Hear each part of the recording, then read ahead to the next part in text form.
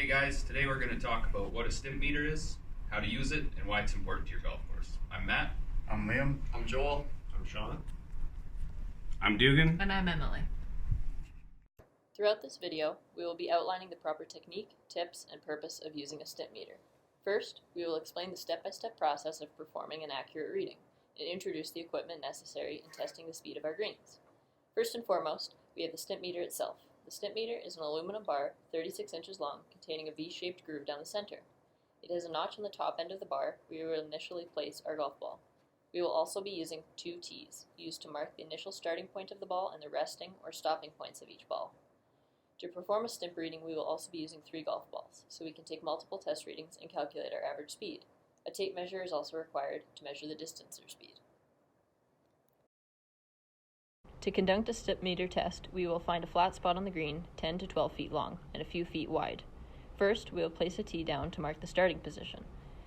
Place a golf ball in the top notch of the meter, and slowly raise it until the ball rolls past this notch, roughly 20 degrees off the ground. The ball will roll down the meter and across the turf. Repeat this process with the remaining golf balls.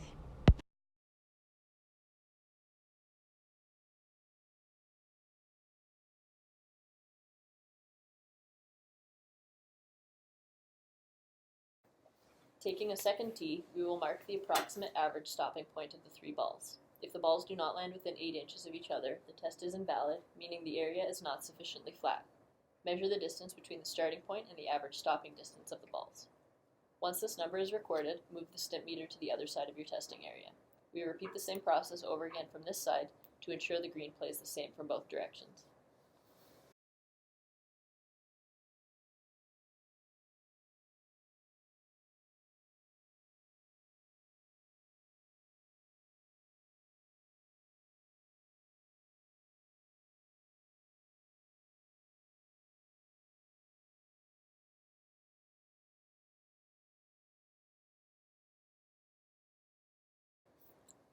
Mark the average distance with a T as before, and measure once again.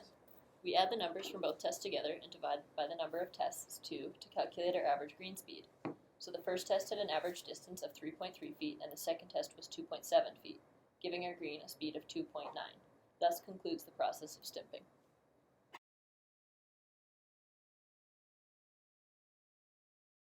We record our data in spreadsheets for a multitude of reasons. One is to keep track of weekly, monthly, and yearly variations in weather, cultural practices, and turf health. This data entry format allows us to calculate the average and consistency of our greens. Over time, we collect sufficient data to understand how our weather and cultural programs are affecting green performance. We can then fine-tune our putting green management program. This ultimately benefits the golfer by keeping playing conditions on the greens consistent. Maintaining consistent, well-paced greens on a daily basis is becoming a more common practice within the industry as it ensures uniform playability throughout the course. Stimp meter readings should be taken frequently to monitor green speed.